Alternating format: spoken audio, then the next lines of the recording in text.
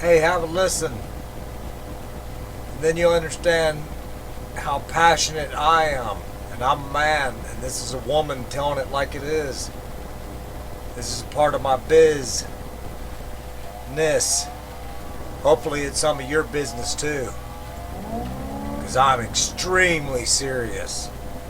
As you can see, so is she. She's glad to be home.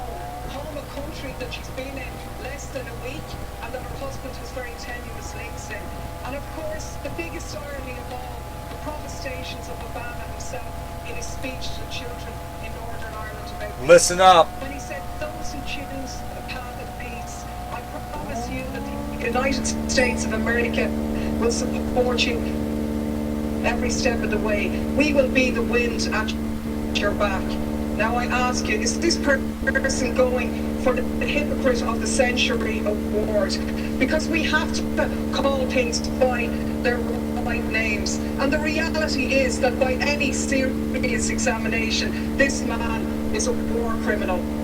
He has just announced his decision to supply arms to the Syrian opposition, including the jihadists, fueling the destabilization of that region and continuing to undermine secularism and knock back conditions for women.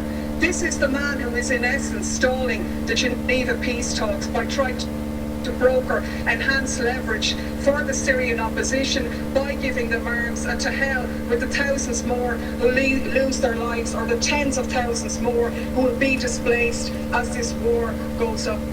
This is the man who has facilitated a 200% increase in the use of drones, which have killed thousands of people, including hundreds of children. And you, Taoiseach, you are the one who's turned a blind eye on these activities. You've talked about the G8 being an opportunity to showcase Ireland. But is it not a reality that you have showcased us as a nation of pimps, prostituting ourselves in return for a pat on the head? To be honest with you, we were really speculating this morning whether you were going to deck the cabinet out in leprechaun hats decorated with a bit of stars and stripes to really mark abject humiliation here. So my question to you, Taoiseach, is as follows. What steps are you going to take to follow in the correct statements and the correct decision of your colleague Taoiseach Eamon Gilmore, who voted against the lifting of the arms embargo in relation to Syria? What steps are you going to take to ensure that no weapons for Syria are going to go through Shannon in breach of our international laws on neutrality? What steps are you going to take to showcase this country not as a lapdog of US imperialism, but as an independent nation with an independent foreign policy which takes a lead in international diplomacy to outlaw the use of drones, the favourite method of extermination of your friend Mr. Obama? On the Taoiseach, right, please. Well, let me confirm to you first of all that the President was not inquiring about your whereabouts or your well-being. I think your comments are disgraceful. Hey, you know what? I'll tell you what. This is disgraceful. What's disgraceful is that Ireland is a tax haven for most of the imperialism from the Western world. It's as simple as that.